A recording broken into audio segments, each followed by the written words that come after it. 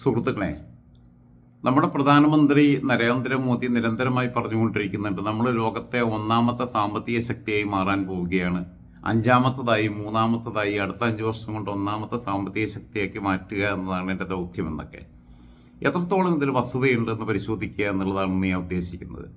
കഴിഞ്ഞ ദിവസം എൻ്റെ ശ്രദ്ധയിൽപ്പെട്ട ഒരു വാർത്ത, റഷ്യൻ സൈന്യത്തിൽ 41ഓളം വരുന്ന ഇന്ത്യക്കാർ അവിടെ സൈന്യത്തിൽ സേവനമനുഷ്ഠിക്കുകയാണ് ഉക്രൈനെതിരായിട്ടുള്ള യുദ്ധത്തിൽ. ജീവൻ പണയം വെച്ചിട്ടാണ് പോകുന്നത്. പലരും മരണപ്പെട്ടതിന് മുമ്പ് പോയവർ. നമ്മുടെ എംബസികൾ നിരന്തരമായി വാണിംഗ് നൽകുന്നുണ്ട്, പോകരുത് എന്ന് പറഞ്ഞിട്ട്. എന്നാലും പോവുക. എന്തുകൊണ്ടാണ് പോണതിൻ്റെ കാരണം? മരിച്ചാലും വേണ്ടില്ല, കിട്ടുന്നത്രയും കിട്ടട്ടെ എന്ന് കരുതിയിട്ട് പോവുകയാണ്. അങ്ങനെ പോകേണ്ടി വരുന്ന സാഹചര്യം എന്താ?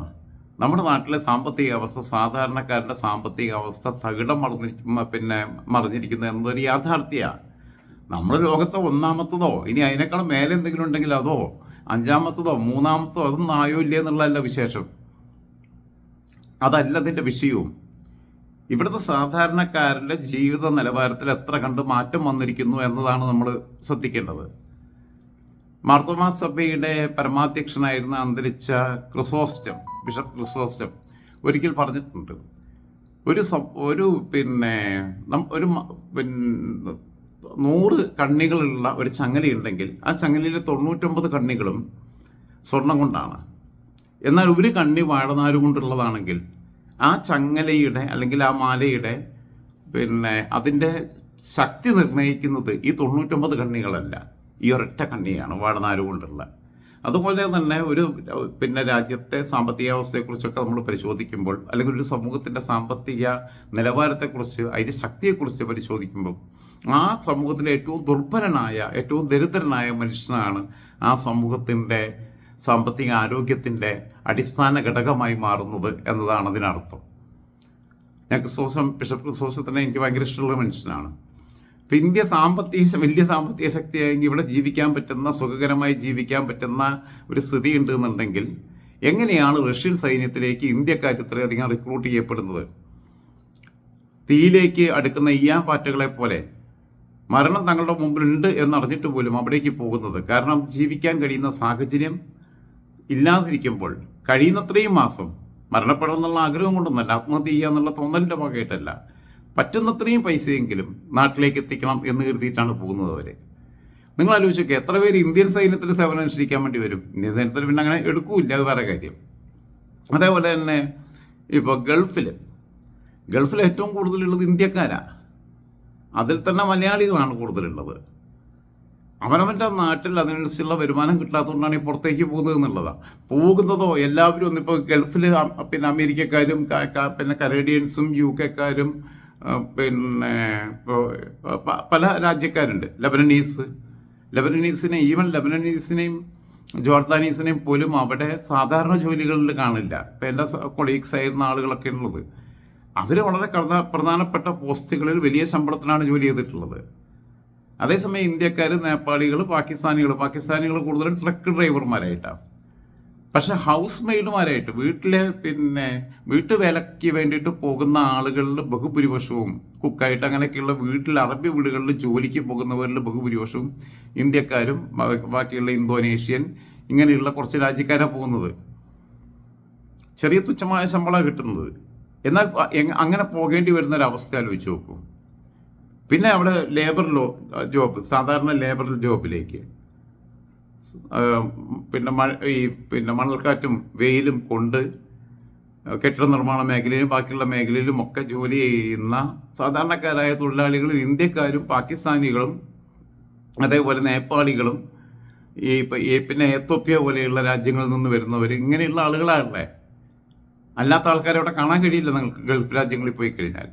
എത്ര യൂറോപ്യന്മാർ അങ്ങനത്തെ ജോലിക്ക് വരുന്നുണ്ട്, എത്ര ചൈനക്കാർ അത്തരം ജോലികൾക്ക് പോകുന്നുണ്ട്, എത്ര റഷ്യക്കാർ അത്തരം ജോലികൾക്ക് പോകുന്നുണ്ട്. റഷ്യയിൽ നിന്നും ചൈനയിൽ നിന്നൊക്കെ പിന്നീട് പ്രോസ്റ്റിറ്റ്യൂഷനുമായിട്ട് ബന്ധപ്പെട്ടൊക്കെ പെൺകുട്ടികൾ ഉണ്ടാവാറുണ്ട്. മാറിനെയൊക്കെ ചുറ്റിപ്പറ്റിയ കൂടുതലും അതിൻ്റെ ഇതുള്ളത്. ഇപ്പം ഞാൻ ഖത്തറിലെ ജോലി ചെയ്ത് എനിക്ക് അവിടുത്തെ സ്ഥിതി അറിയുള്ളൂ, ബാക്കിയുള്ള രാജ്യങ്ങളിൽ എനിക്കറിയില്ല. ഇന്ത്യയിൽ എത്ര പേരാണ് വരുന്നത് എന്നുള്ളത് നിങ്ങൾ ആലോചിച്ച് നോക്ക്. ഇന്ത്യയിൽ എത്ര യൂറോപ്യൻസ് അല്ലെങ്കിൽ എത്ര ഗൾഫ് രാജ്യങ്ങളിൽ നിന്നുള്ളവർ ഇന്ത്യയിൽ ജോലി ചെയ്യുന്നുണ്ട്? വളരെ ഉയർന്ന ജോലിയിലൊക്കെ പിന്നെ തലത്തിലൊക്കെ സേവനം അനുഷ്ഠിക്കുന്ന ആൾക്കാരുണ്ട്. ഇപ്പം നമ്മളെ സുന്ദർ പിച്ചൈ പോയിട്ട് ഗൂഗിളിൻ്റെ മേധാവി ആയതുപോലെ തന്നെ ഇവിടെയും വന്നിട്ട് അങ്ങനെ വലിയ പിന്നെ ജോലികളിൽ ചെയ്യുന്ന ആളുകളുണ്ട്, വിദേശികളുണ്ട്, ഇല്ല എന്ന് ഞാൻ പറയുന്നില്ല. പിന്നെ വരുന്നത് ഇവിടെ ആകെ നൈജീരിയക്കാരാ. അവർ പഠിക്കാൻ വേണ്ടിയിട്ട് വരികയാണെന്ന് പറഞ്ഞു കഴിഞ്ഞാലും മിക്കവാറും എല്ലാം മയക്കുമരുന്ന് കച്ചവടമാണ് അവരെ ഏറ്റവും പ്രധാനപ്പെട്ട പരിപാടി.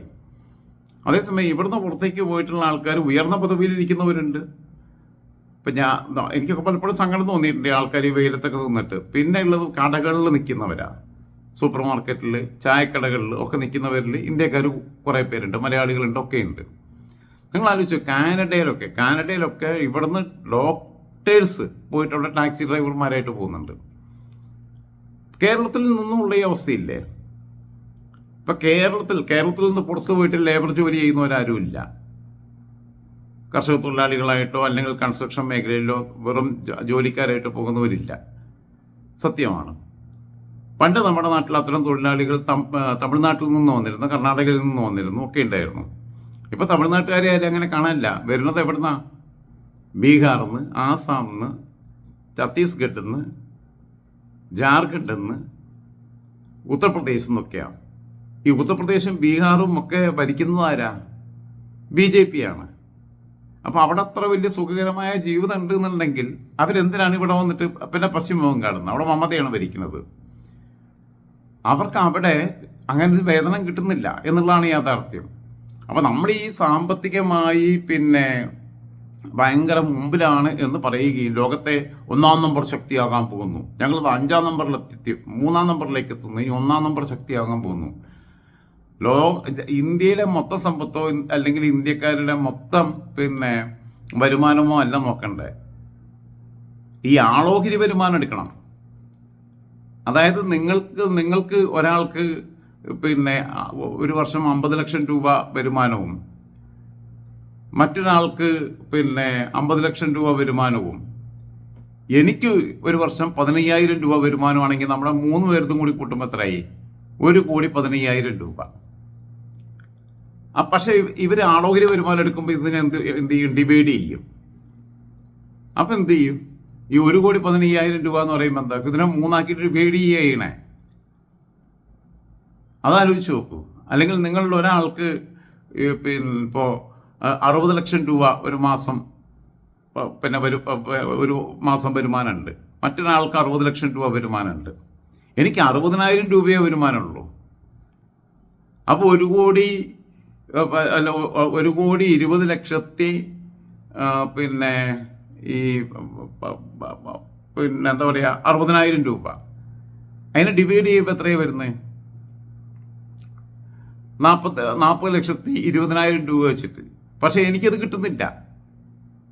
അപ്പം മൊത്തം അതായത് പിന്നെ അംബാനിയുടെ കോടികളും അദാനിയുടെ കോടികളും യൂസഫ് അലിയുടെ കോടികളും കൊച്ചോസേഫ് ചിറ്റലപ്പള്ളിയുടെ കോടികളും സാബുകം ജക്കപ്പിൻ്റെ കോടികളും രവി പിള്ളയുടെ കോടികളും ഇതെല്ലാം കൂട്ടിയിട്ട് വെറും 100 രൂപ മാത്രം ചിലപ്പോൾ കിട്ടുന്ന, അല്ലെങ്കിൽ ലോട്ടറി വിറ്റിട്ട് 50 ലോട്ടറി ടിക്കറ്റ് വിറ്റാൽ 300 രൂപ പിന്നെ കിട്ടുന്ന ആളുകളുണ്ട്. തൊഴിലുറപ്പിന് പോയിട്ട് 300-ന് താഴെ രൂപ കിട്ടുന്നവരുണ്ട്. അങ്ങനെയുള്ള ആളുകളുടെ എല്ലാം വരുമാനത്തെ മൊത്തം ജനസംഖ്യ കൊണ്ട് ഡിവൈഡ് ചെയ്ത് കിട്ടുന്നതാണിത്. ഇത്രയധികം ഭിക്ഷക്കാരുള്ള നാട് വേറെ എവിടെയുള്ള? എവിടെ പോയാലും, അമ്പലത്തിൽ പോയാലും, പള്ളിയിൽ പോയാലും, തീർത്ഥാടന കേന്ദ്രങ്ങളിൽ എവിടെയെങ്കിലും പോയാലും, ഉത്സവ പറമ്പ് പോയാലും, വഴിയരികിൽ കൂടി നടന്നാലും, മെട്രോ നിറങ്ങി വരുന്ന വഴിക്കാണെങ്കിലും ഇത്രയധികം ആൾക്കാർ ദൈന്യതയാർന്ന് കഴിയുന്ന ഒരു നാട് വേറെ എവിടെയുള്ളേ? അപ്പം ഞാൻ പറഞ്ഞു വരുന്നത് ഇതെല്ലാം ഒരു ബോഗസ് റിപ്പോർട്ടാണ്. നിങ്ങൾ സമൂഹത്തിലെ ഏറ്റവും അടിത്തട്ടിൽ നിൽക്കുന്നവന് കിട്ടുന്ന വരുമാനത്തെ അടിസ്ഥാനപ്പെടുത്തിക്കൊണ്ട് വേണം കണക്കിലെടുക്കാൻ. അതിനാണ് നമ്മൾ ഈ ദാരിദ്ര്യരേഖ എന്നൊക്കെ പറയുന്നത്. അതീവ ദാരിദ്ര്യം ഉണ്ടോ ഇല്ല എന്നുള്ളതല്ല. ഇപ്പം കേരളത്തിൽ അതീവ ദാരിദ്ര്യ വിമുക്തമാക്കി പ്രഖ്യാപിച്ചു എന്നൊക്കെ പറഞ്ഞു. പക്ഷെ അട്ടപ്പാടിയിൽ പിന്നെ അട്ടപ്പാടി എന്നല്ല, പല സ്ഥലത്തും മരിച്ചവരുടെ വയറിൻ്റെ ഉള്ളിൽ ഒരാഴ്ചയായിട്ട് ചോറിൻ്റെ വറ്റുണ്ടായിരുന്നില്ല എന്ന പോസ്റ്റ്മോർട്ടം റിപ്പോർട്ട് നമ്മുടെ നാട്ടിൽ വന്നിട്ടുണ്ട്, കേരളത്തിൽ പോലും. അപ്പോൾ പിന്നെ ഉത്തരേന്ത്യയിലെ അവസ്ഥ എത്രത്തോളം ഉണ്ട്? അപ്പോൾ ഞാൻ പറയുന്നത് ഇന്ത്യ ഷൈനിങ് എന്ന് പണ്ട് പറഞ്ഞിട്ടുള്ള പിന്നെ ഈ ഒരു സ്ലോഗൻ ഉണ്ടായിരുന്നു, ഇന്ത്യ ഷൈനിങ്, ഒരു ക്യാമ്പയിൻ എന്ന് പറയുന്നത് പോലെയുള്ള ഒരുതരം പൊള്ളത്തരമാണിതെല്ലാം. യഥാർത്ഥത്തിൽ നമ്മുടെ നാട്ടിലെ അവസ്ഥ വളരെ ദയനീയമാണ്. ഞാൻ പറഞ്ഞു, നമ്മുടെ നാട്ടിലേക്ക്, നമ്മുടെ രാജ്യത്തിലേക്ക് ജോലി തേടിയിട്ട് എത്ര പേര് പുറം രാജ്യങ്ങളിൽ നിന്ന് വരുന്നുണ്ട് ഇത്തരം ജോലികൾക്ക് വേണ്ടിയിട്ട്. അതേസമയം നമ്മുടെ നാട്ടിൽ നിന്ന് എത്ര പേര് പുറത്തേക്ക് പോകുന്നുണ്ട്. നമ്മൾ പോകുന്ന രാജ്യങ്ങളിൽ വേറെ രാജ്യങ്ങളിൽ നിന്ന് അവിടെ വരുന്ന ആളുകൾ ചെയ്യുന്ന ജോലി എന്താണ്, നമ്മൾ ചെയ്യുന്ന ജോലി എന്താണ്, ഇതാണ് ആലോചിക്കേണ്ടത്. ഏതെങ്കിലും ഒരു ഗൾഫ് രാജ്യങ്ങളിലോ ലേബറായിട്ട് ഏതെങ്കിലും യൂറോപ്യനെയോ അല്ലെങ്കിൽ മറ്റേതെങ്കിലും പ്രധാനപ്പെട്ട രാജ്യങ്ങളിലുള്ളവനെ കണ്ടിട്ടുണ്ടോ? അപ്പോൾ നമ്മൾ ജർമ്മനിയെയും ബ്രിട്ടനെയും സ്വീഡനെയും ന്യൂസിലൻഡിനെയും സ്വിറ്റ്സർലൻഡിനെയും അതേപോലെ തന്നെ അമേരിക്കയെയും ഒക്കെ മറികടന്ന്, ഫ്രാൻസിനെയും ഒക്കെ മറികടന്ന് ലോകത്തെ 5ാമത്തെ ശക്തി, 4ാമത്തെ ശക്തി, 3ാമത്തെ ശക്തി എന്നൊക്കെ പറഞ്ഞു കഴിഞ്ഞാൽ ശരിക്കല്ലാതെ വേറെ മാർഗമില്ല. ഇതൊക്കെ ഒരു തട്ടിപ്പ് പറച്ചിലാണ്. ഇത്രയും വലിയൊരു രാജ്യത്തിൻ്റെ മൊത്തം വിഭവ സമ്പത്തിൻ്റെ കണക്കിലെടുക്കുകയും മൊത്തം ആളുകളുടെ വരുമാനം എല്ലാം കൂടെ കൂട്ടി പറയുകയും ചെയ്യുമ്പം അവിടെ എത്ര ജനസംഖ്യ ഉണ്ട്, ഇവിടെ എത്ര ജനസംഖ്യ ഉണ്ടെന്ന് കണക്കൂട്ടണം. ഒറ്റയ്ക്ക് താമസിക്കുന്ന എനിക്ക് മാസം 1 ലക്ഷം രൂപ കിട്ടുന്നത് പോലെയാണോ 10 പേരുടെ കുടുംബത്തിന് 1 ലക്ഷം രൂപ കിട്ടുന്നത്? ഇത്ര മാത്രം എടുത്താൽ മതി. അപ്പോൾ അവിടെ ഒരാൾക്ക് കിട്ടുന്ന 10,000 രൂപയാണ്. 1 ലക്ഷം രൂപ കൊണ്ട് 10 പേരുടെ കുടുംബം ഒരു മാസം കഴിയാൻ വരുമ്പം അവർക്ക് ഇപ്പോൾ എറണാകുളം പോലുള്ള സ്ഥലത്താണെന്നുണ്ടെങ്കിൽ 10 പേർക്ക് താമസിക്കാനുള്ള സ്ഥലത്തിന് വേണ്ടി വരുന്ന ചെലവ്, കാര്യങ്ങൾ ഒക്കെ കഴിഞ്ഞ് കഴിയുമ്പോൾ എന്താ സ്ഥിതി? എനിക്ക് 1 ലക്ഷം കിട്ടുന്നു എന്നല്ല ഞാൻ പറഞ്ഞതിനർത്ഥം. ഞാൻ ഉദാഹരണത്തിന് വേണ്ടിയിട്ട് പറയുക. അപ്പം ഈ രീതിയിലുള്ള ഈ ക്യാമ്പയിനുകൾ നടത്തുകയും അതിൽ ആവേശഭരിതരായിട്ട് ആൾക്കാർ ഇന്ത്യ 5ാം സ്ഥാനത്ത്, ഇന്ത്യ ഷൈനിങ്, അതേപോലെ കേരളം അതീവ ദാരിദ്ര്യമുക്തം, ഇന്ത്യ ദാരിദ്ര്യമുക്തം എന്നൊക്കെ പറയുന്നതിൽ യാതൊരു അർത്ഥവുമില്ല. ഞാനതിലെല്ലാ പാർട്ടിക്കാർ, കക്ഷി രാഷ്ട്രീയത്തിന് അതീതമായിട്ടാണ് ഞാൻ പറയുന്നത്. മമത ഭരിക്കുന്ന ബംഗാളിൽ നിന്ന് ഇവിടെ സാധാ കൂലിപ്പണിക്ക് ആൾക്കാർ വരുന്നുണ്ട്. യോഗിയുടെ യുപിയിൽ നിന്ന് വരുന്നുണ്ട്. നിതീഷ് കുമാറിൻ്റെ ബീഹാറിൽ നിന്ന് വരുന്നുണ്ട്. ആസാമിൽ നിന്ന് വരുന്നുണ്ട്. അതേസമയം തമിഴ്നാട്ടിൽ നിന്നും ഇപ്പം ഇല്ല. നമ്മുടെ ആൾക്കാർ അറബിയുടെ ടോയ്ലറ്റ് കഴുകാൻ പോകുന്നുണ്ട്. ഞാനീ നേരത്തെ പറഞ്ഞ ഈ കുറേ രാജ്യങ്ങളുണ്ടല്ലോ, ഈ ഫ്രഞ്ചുകാരനെയോ ജർമ്മൻകാരനെയോ UK-കാരനെയോ അമേരിക്കൻകാരനെയോ സ്വീഡൻകാരനെയോ അതല്ലെങ്കിൽ ചിലിക്കാരനെയോ ഫ്രാൻസുകാരനെയോ അവിടെ ആ പണിക്ക് കിട്ടുന്നില്ല. അവൻ വരേണ്ട ആവശ്യം വരുന്നില്ല. അങ്ങനെയാണ് നമ്മൾ ജീവിത നിലവാരത്തെ അളക്കേണ്ടത്. അല്ലാതെ ഈ കുറേ ആൾക്കാർ പൈസ കൂട്ടി വച്ചിരിക്കുന്ന ആൾക്കാരുടെ അവരുടെ ആസ്തി എല്ലാം കൂടി കണക്കിലെടുത്ത് തെരുവിൽ കിടക്കുന്നവൻ്റെ ചിലപ്പോൾ അവന് കിട്ടുന്ന പിച്ചയുടെ പൈസയും കൂടി ഒരുമിച്ച് കണക്ക് കൂട്ടി എന്നിട്ട് ഈ മൊത്തം കിട്ടുന്ന പൈസയെ മൊത്തം ജനസംഖ്യ കൊണ്ട് ഡിവൈഡ് ചെയ്തിട്ട് ഒരു കണക്കെടുക്കുമ്പം അതിനകത്തൊരു അശാസ്ത്രീയതയുണ്ട്. അത് നമ്മുടെ ജീവിത നിലവാരത്തിൻ്റെ സൂചികകളിൽ കണക്കായിട്ട് കൂട്ടുന്നതിനകത്ത് സാമാന്യമായ ബോധത്തിൻ്റെ കുറവുണ്ട് എന്ന് വിശ്വസിക്കുന്ന ഒരാളാണ് ഞാൻ. സമ്പത്തിൻ്റെ നീതിപൂർവമായ വിതരണത്തിന് വേണ്ടിയിട്ടാണ് വെൽഫെയർ ടാക്സ് സംവിധാനം പോലും ജവഹർലാൽ നെഹ്റു കൊണ്ടുവന്നത്. എത്രത്തോളം നടപ്പിലാവുന്നുണ്ട്? ഇവിടെ കള്ളപ്പണം ഒഴുകുന്നു, ഇവിടെ ഹവാല ഒഴുകുന്നു, ഇവിടെ ബാക്കിയുള്ള തട്ടിപ്പുകൾ നടക്കുന്നു, ടാക്സ് തട്ടിപ്പ് നടക്കുന്നു, ഒക്കെ നടക്കുന്നു.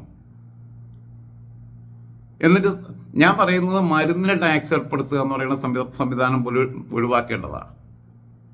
സാധാരണക്കാരൻ മേടിക്കുന്ന പാരസിറ്റാമോളിന് വരെ ടാക്സ് വരിക. ഒരു സ്റ്റേറ്റിൻ്റെ ഉത്തരവാദിത്വം എന്താ? അവിടുത്തെ പൗരൻ്റെ ആരോഗ്യം, വിദ്യാഭ്യാസം, ബാക്കിയുള്ള കാര്യങ്ങൾ, അവൻ്റെ ജീവിത നിലവാരമൊക്കെ ഉയർത്തലാണെങ്കിൽ മരുന്നിനെങ്കിലും ടാക്സ് ഒഴിവാക്കണ്ടേ? സംസ്ഥാന ഗവൺമെൻറ് ആണെങ്കിലും കേന്ദ്ര ഗവൺമെൻറ് ആണെങ്കിലും ഏത് സർക്കാരുകളാണെങ്കിലും. മരുന്ന് കമ്പനികൾക്ക് സർക്കാരുകൾ സബ്സിഡികൾ പ്രഖ്യാപിക്കണം, അല്ലെങ്കിൽ സർക്കാരിൻ്റെ നേരിട്ടുള്ള മരുന്ന് ഫാക്ടറികൾ ഉണ്ടാവണം, സൗജന്യമായി വിതരണം ചെയ്യണം. സാമ്പത്തിക ശേഷിയുള്ളവരുടെ അടുത്ത് നിന്ന് വേണമെങ്കിൽ മേടിച്ചോട്ടെ. അവന് ബാക്കിയുള്ളതിനെല്ലാം പൈസയുണ്ടല്ലോ. അവന് ലാൻഡ് ക്രൂസർ മേടിക്കാൻ പൈസയുണ്ട്, അവൻ ഇടയ്ക്കിടെ വിദേശയാത്ര നടത്താൻ പൈസയുണ്ട്. അവൻ വേണമെന്നുണ്ടെങ്കിലൊക്കെ അവൻ്റെ മരുന്നിന് പൈസ മേടിച്ചോട്ടെ. സാധാരണക്കാരന് മരുന്ന് പോലും ഫ്രീ ആയിട്ട് കൊടുക്കാനുള്ള സംവിധാനമാണ് ഉണ്ടാവുന്നത്. അന്ന് മാത്രമേ നമ്മൾ വളർന്നു എന്ന് പറയാൻ പറ്റുള്ളൂ. അതുകൊണ്ടാണ് ഈ റഷ്യയും യുക്രൈനും തമ്മിലുള്ള യുദ്ധത്തിൽ മരണത്തെ മുമ്പിൽ കണ്ടുകൊണ്ട് നമ്മുടെ സഹോദരങ്ങൾ 41 പേരെങ്കിൽ 41 പേര്, ഇത്രയും 150 കോടി ജനങ്ങളിൽ നിന്ന് 41 പേര് പോയത് വലിയ സംഭവമാണോ എന്ന് ചോദിച്ചാൽ വലിയ സംഭവം തന്നെയാണ് എനിക്ക്. കാരണം ആ സംഖ്യയ്ക്കല്ല പ്രാധാന്യം, മറിച്ച് ആ പോയ 41 മനുഷ്യർക്കും ഇവിടെ സുഖകരമായി ജീവിക്കണമെന്നും മറ്റെന്തെങ്കിലും ജോലി ചെയ്ത് ജീവിക്കണമെന്നും ആഗ്രഹം ഇല്ലാത്തത് കൊണ്ടല്ല, അവരുടെ ജീവിതത്തിൻ്റെ ചില ദുരിതങ്ങൾ, ചില ബാധ്യതകൾ, ചില പ്രയാസങ്ങൾ, ചില ഉത്തരവാദിത്തങ്ങൾ, ചിലപ്പോൾ മക്കളെ നന്നായിട്ട് പഠിപ്പിക്കണം എന്നുള്ള ആഗ്രഹങ്ങൾ കൊണ്ട് അങ്ങനെ പോകുന്നവരായിരിക്കുമെന്ന് ചിന്തിക്കേണ്ടതുണ്ട്. അപ്പോൾ എനിക്ക് ഈ കോപ്പിലെ വാദങ്ങളൊക്കെ കാണുമ്പം അതിനിപ്പോൾ നരേന്ദ്രമോദി നടത്തിയാലും പിണറായി വിജയൻ നടത്തിയാലും മമതാ ബാനർജി നടത്തിയാലും രാഹുൽ ഗാന്ധി നടത്തിയാലും ഒക്കെ ശരിയല്ലാതെ വേറൊന്നും വരുന്നില്ല എന്ന് മാത്രം പറഞ്ഞുകൊണ്ട് ഞാനിതൊക്കെ പറഞ്ഞു കഴിഞ്ഞാൽ ഞാൻ അനാർക്കിസ്റ്റായി. അപ്പോൾ പിന്നെ ഞാൻ എന്നെ വേണമെങ്കിൽ നക്സലാക്കും, അപ്പോൾ പിന്നെ എന്നെ വേണമെങ്കിൽ എന്താ പറയുക ദേശദ്രോഹിയാക്കും. ഇന്ത്യ എനിക്ക് വലിയ സംഭവമായിട്ടൊന്നും തോന്നുന്നില്ല എന്നുള്ളത് മാത്രം പറഞ്ഞുകൊണ്ട് ഇന്ത്യയുടെ വൈവിധ്യത്തെ, ഇന്ത്യയുടെ സാംസ്കാരികമായിട്ടുള്ള വൈവിധ്യങ്ങളെ, ഇന്ത്യയിലെ നമ്മുടെ ചരിത്രത്തെ ഒന്നിനും തള്ളിക്കളഞ്ഞുകൊണ്ടല്ല, പക്ഷെ ഇത്തരം കാര്യങ്ങളിലകത്തൊക്കെ എനിക്ക് വേറിട്ടൊരു ചിന്ത തന്നെയാണ് ഉള്ളത്. അല്ലെങ്കിലും എല്ലാ ഇന്ത്യക്കാരും എൻ്റെ സഹോദരന്മാരാണ് എന്ന് പറയുന്ന പോലെ ലോകത്തുള്ള സർവ്വ മനുഷ്യനും സഹോദരന്മാരാണെന്ന് വിശ്വസിക്കുകയും അതിൽ പാകിസ്ഥാനിയും ചൈനക്കാരനും ഉൾപ്പെടുമെന്ന് വിശ്വസിക്കുകയും ചെയ്യുന്ന ഒരാളാണ് ഞാൻ. അതുകൊണ്ട് ഞാൻ എൻ്റെ അഭിപ്രായം നിങ്ങളോട് പങ്കുവച്ചു എന്നേ ഉള്ളൂ.